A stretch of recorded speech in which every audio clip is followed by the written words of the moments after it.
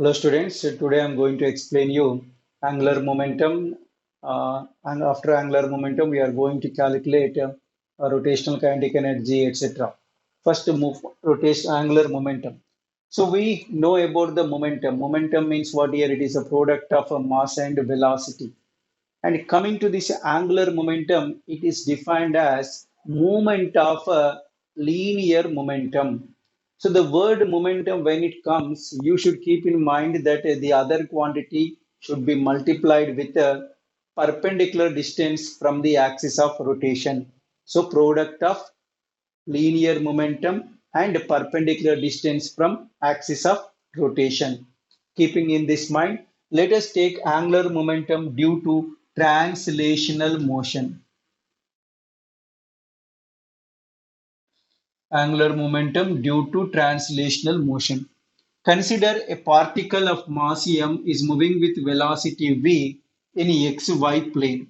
Its linear velocity is v here. The distance from the origin is o here. This is z axis. This is xy plane. So I resolve the velocity into two components. One is v cos theta along this radius vector. Another one is perpendicular to radius vector v sin theta here. So as I said, angular momentum L equal to what we can write here, the product of what here. So we have to take what here, the product of linear momentum and perpendicular distance here. So the linear momentum means here v sin theta is there, its momentum becomes mv sin theta, which is perpendicular to this r. Therefore, the component is what here, mv sin theta into r. If you bring r inside, you are going to get mvr sine theta.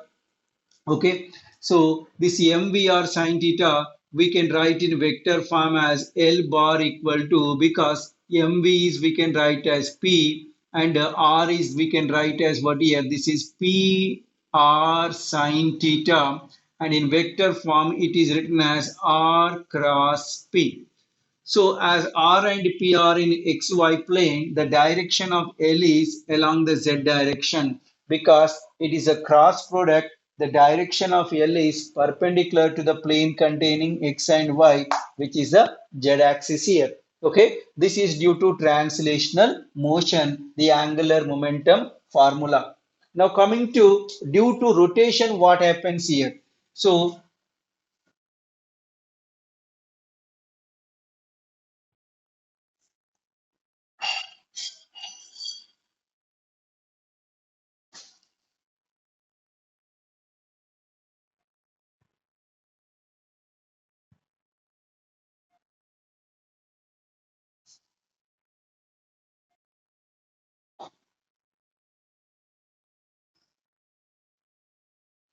So again, let us consider a particle of mass m is moving with angular velocity omega about this z-axis here. So this is r, and the perpendicular distance from this one is what here, r sine 90 here, because theta is 90. I can take directly 90 here. This is a perpendicular distance here. So what is the linear velocity here? Linear velocity v equal to r omega. Then angular momentum L equal to, as we got just now, mvr sine 90, because 90 is there. So L equal to, in place of V, I can write R omega, another R is there. So L equal to, I am going to get what here, mr square omega. But you know this mr square is equal to I, where I is called moment of inertia. Moment of inertia. So therefore the formula of L becomes what here? I omega. So we got now two formulas for angular momentum, that is for translational motion we got L equal to mvr sine theta. If theta 90, we get mvr. And for rotational motion, we got L equal to I omega. So this is the expression for angular momentum. Suppose if a body has simultaneous translational and rotational motions. in the case of a rotating wheel, if you take the wheel, if it moves on a ground, it has two motions, translational as well as rotational. So therefore, what happens to this angular momentum? That means we are going to write the combined angular momentum due to translational as well as rotational. So we can write as L total equal to L trans plus L rotation, that is L equal to, I can write as mvr sine theta plus I omega, I can write. So this is the total angular momentum due to translational motion as well as rotational motion. So this is okay. Then, what is the geometrical meaning of this angular momentum? Actually, what it is going to give here? What is the understanding of this angular momentum?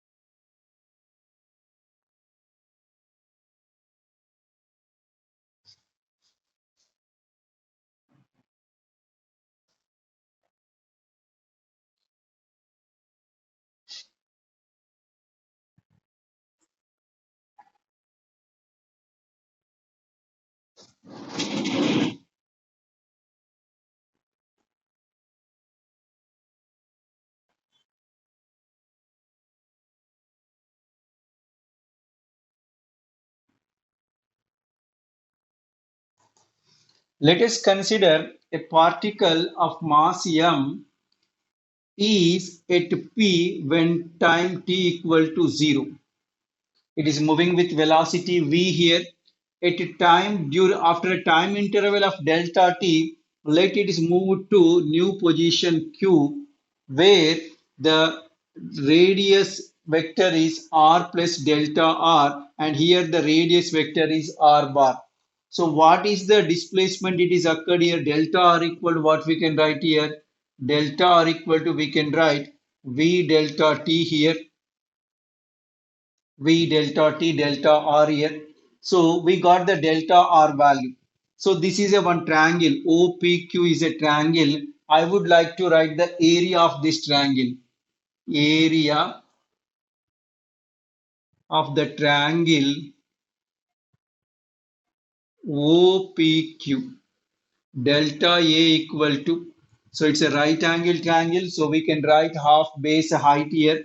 So 1 by 2, base is R bar, height is what here actually it is delta R.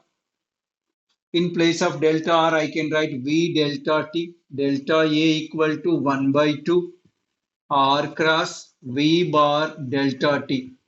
Divide both sides by delta T.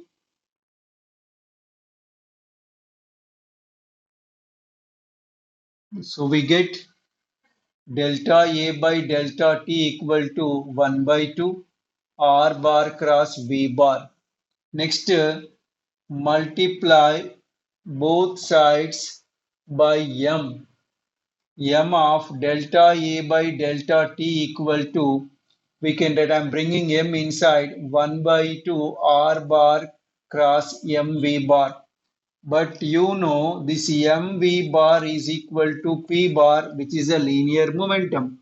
So now M equal to M of delta A by delta T equal to, we can write 1 by 2 R cross P.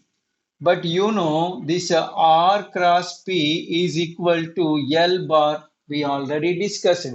So therefore it comes out to be M delta A by delta T equal to L by 2. Means L equal to, we can write 2m of delta A by delta T. So this is the geometrical meaning of angular momentum. This has much significance in a gravitation lesson. If you remember in gravitation lesson, Kepler's second law. Kepler's second law says that the area swept out by radius vector around the sun sweeps out equal areas in equal intervals of time. Or simply, I can say areal vector is constant. What do you mean by areal vector constant here? Areal vector means delta A by delta T. That is delta A by delta T equal to what I am going to get here.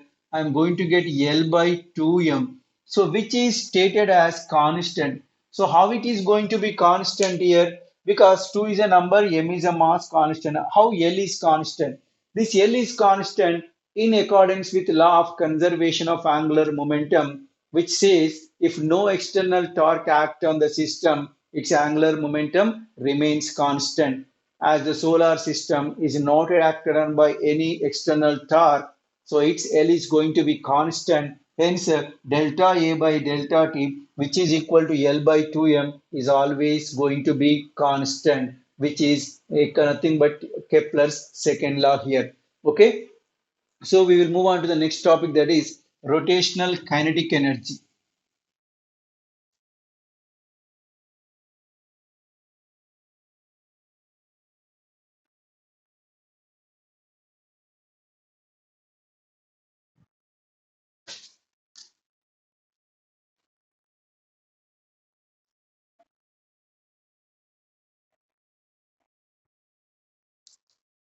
Let us consider a particle of mass m is moving with velocity v at a distance r from the axis of rotation here.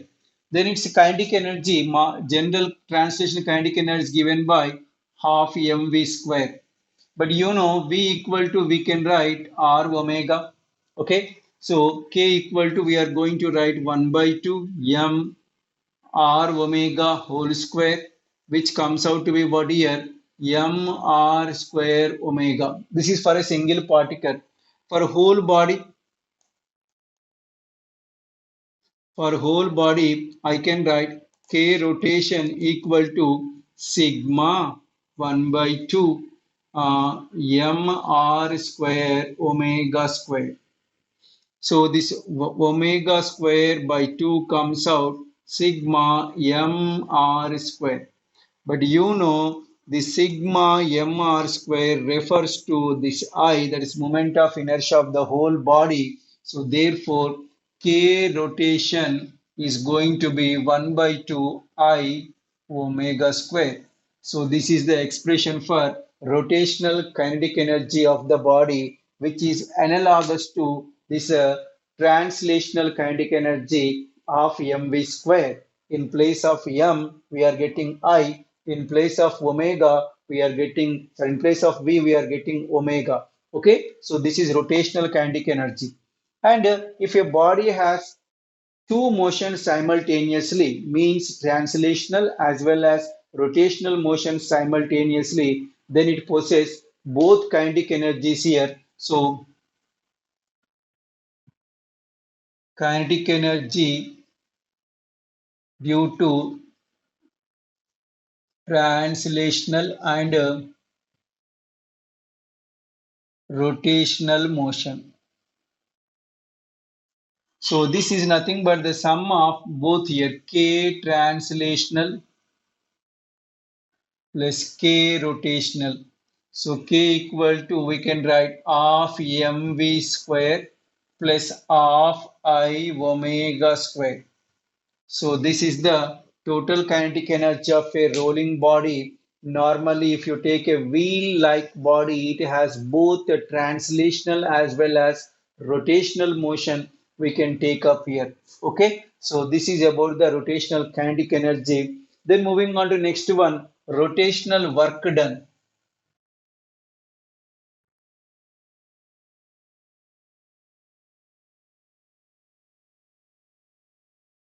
Students, I request you to pause the video in order to copy the matter from the board here. So that is you have to do here. Okay.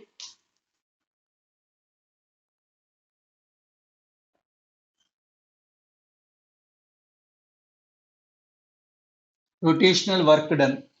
Let us see, a body of mass m is acted upon by a force F, due to which it undergoes an angular displacement.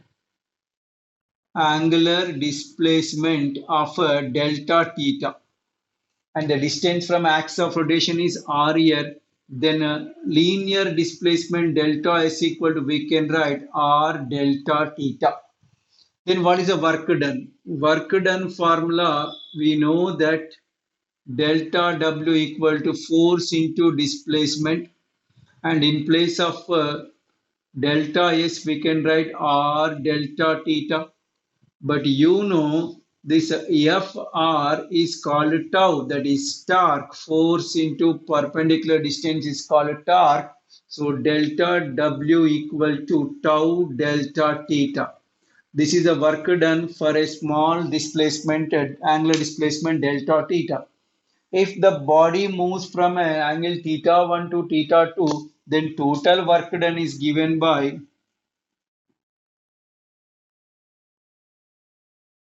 W equal to integral from theta 1 to theta 2 delta W, which is theta 1 to theta 2, we can write tau delta theta.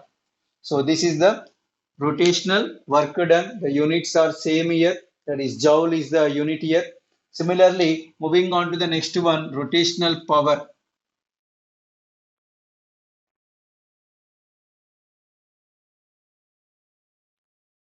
Rotational power. Power means what here? The rate of doing work is called the power.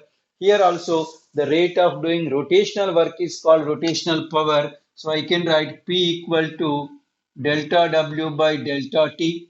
In place of delta W, I can write tau delta theta divided by delta T, and P equal to, I can write tau omega, since omega equal to rate of change of displacement. Rate of change of angular displacement is called omega. So P equal to tau omega we got. If you observe these formulas, they are similar to translational formulas where work equal to F into displacement. This is we got tau into angular displacement. Power equal to force into velocity. Here we got power equal to torque into angular velocity here. Okay, so this is rotational work done and rotational power. Next one is here.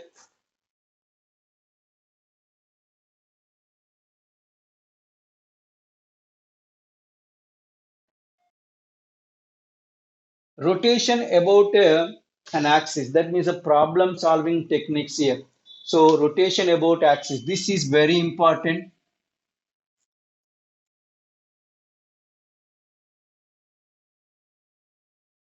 So in rotational motion for G mains, we are going to get at least two questions. Normally, the questions will be asked from pulleys and moving pulleys, etc., connected bodies here with reference to what here this moment of inertia. So rotation about axis. So in these problems, we have to calculate two things here. That is, first of all, we have to calculate F net. F net we need to calculate. And the second one is here, we are going to calculate the torque tau. Torque tau equal to I alpha. In addition to that, we can also use the relation between linear acceleration and angular acceleration, that is A equal to R alpha.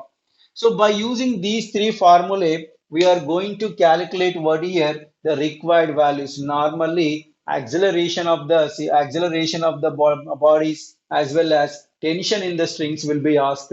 So let us do one problem so that you can understand how this two, three things are going to be used in this formulas here.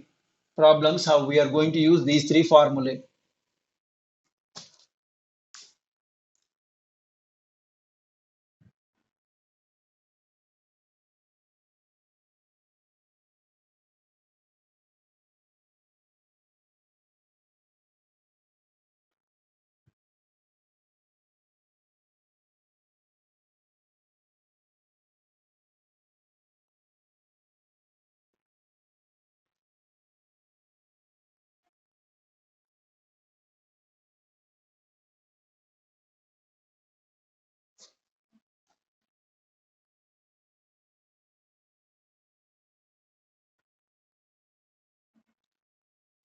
This is a solid cylinder around which one thread is wound, and this is a cylinder of mass m and radius r here. This is the pulley like structure. Radius I'm taking as r, mass is m here. Okay, tension T acts upward and weight acts vertically downward.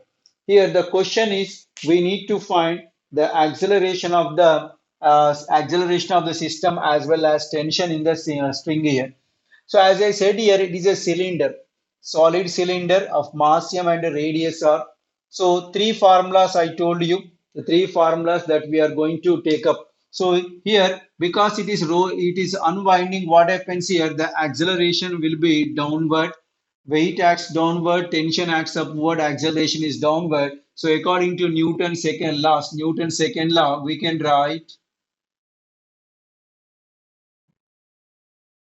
mg minus t equal to, I can write ma. This is equation 1. Now, which is making the cylinder to rotate?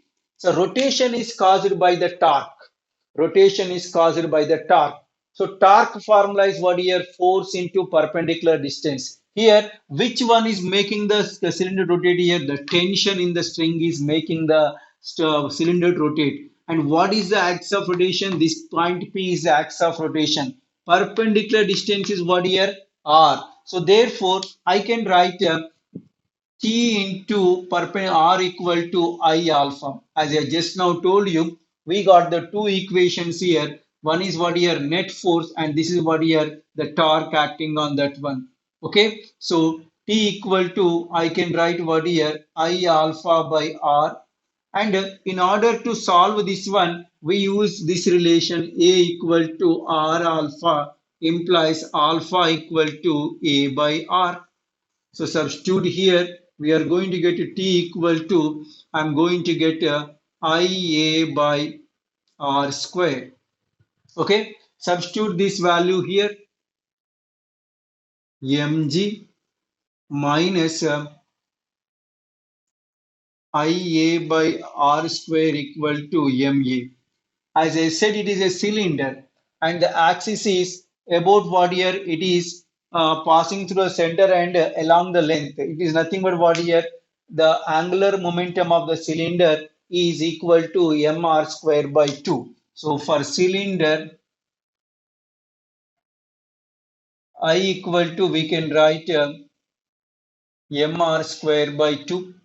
So mg minus I means I can write mr square by 2 r square into a is there equal to ma. R square gone. Mg here ma by 2 goes that side, becomes what here mg equal to 3 by 2 ma. Cancel. We are going to get a equal to 2g by 3. So this is what your acceleration of the cylinder. Then what is the tension? So tension we can write here. That means T equal to, we can write IA by R square is there. I means we can write mr square by 2r square. This is what here 2g by 3. R square gone. 2 gone. So T equal to, I got mg by 3. So this is the tension in the string, and this is what here acceleration of the system. You can also find alpha value. So alpha equal to, already we have shown A by R. So if you want alpha, so alpha equal to A by R means A, we got 2G by R. So the formula going to be 2G by 3R. This is the expression for alpha, right? So acceleration, while if you want to write the acceleration in terms of this I, so what will be the formula? Because why I'm going to tell you here, I'm going to tell you a shortcut method to find the acceleration of the acceleration of these blocks which are connected, moving and rotating here. So let us look at the formula here where I substitute I equal to mr square by 2. Instead of substituting I equal to mr square by 2, if I start from here, what I'm going to get for A? This formula, I by using I equal to mr square by 2, I got these values because this is a problem where it is given as cylinder. Therefore, I used that one. Suppose if that is not mentioned, if simply I is there, then what I can use? So from this formula onwards, again I am moving here. If you want to copy, make the video pause and copy that one. I am moving from this onwards here because I would like to tell you a shortcut formula which can be employed for any problem of any situation of this type. Okay, so mg equal to, take this one that side, so we can take a common, that is I by r square plus m of a, and it gives what here, a equal to, we get mg by m plus I by r square. So this is the very important formula which will give you what is on the numerator. So on the numerator you have the mg, that is a net force, net unbalanced force. The denominator, what are the quantities you are having? M. M is called the mass. The other name of the mass is inertial mass. I by r square. You know I equal to mr square. So I by r square means it is also mass. But what mass here? It is a inertial mass. It's a rotational mass here. So what is the general formula of acceleration here? A equal to, we can write, so net unbalanced force divided by inertial mass plus rotational mass. Inertial mass and a rotational mass, or moment of inertia, rotational mass here. So this is the formula you have to use in order to solve the problems. No need to go for Newton's second law equations. No need to go for these torque formulas. Simply apply this one to get the answers here. So let us see whether this formula work out or not for another type of problem here.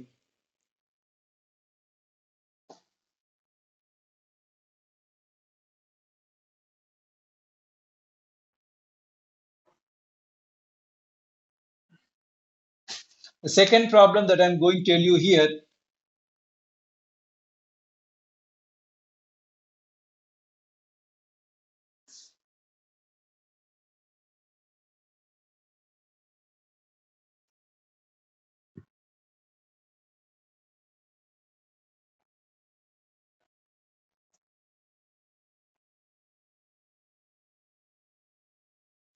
Now look at here.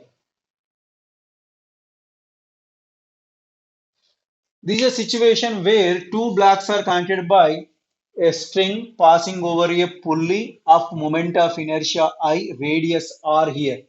Okay, so this is not a weightless pulley. Okay, so it has a moment of inertia I and radius r. Then how to find the acceleration of the system and tension in the string here?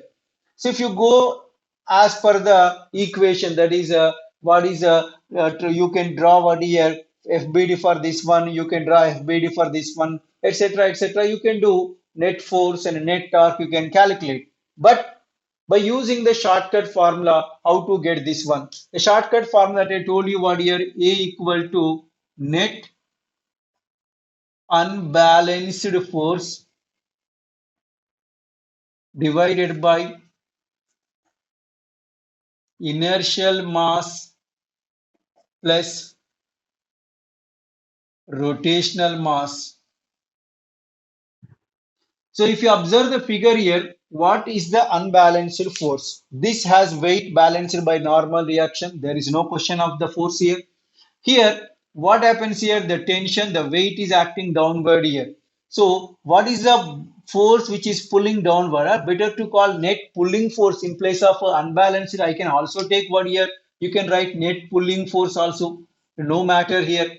So what is pulling here? M to G is pulling. So I can write in the numerator as M to G. And what about the inertial mass? How many blocks are there? Two blocks are there. What is the total mass here? I can write the total mass as M1 plus M2. And what about rotational mass? Here, only one pulley is given whose moment of inertia is I and radius given as R. So its rotational mass becomes I by R square. That's it. This is the expression for I here. No need to solve the equations, no need to go for Newton's second law, no need to go for net torque, etc. Directly you will get like this: net pulling force by the sum of inertial mass and rotational mass. I hope you understand, students. Try to solve such type of problems. So I'm going to give some problems in the next class for this type of methods here.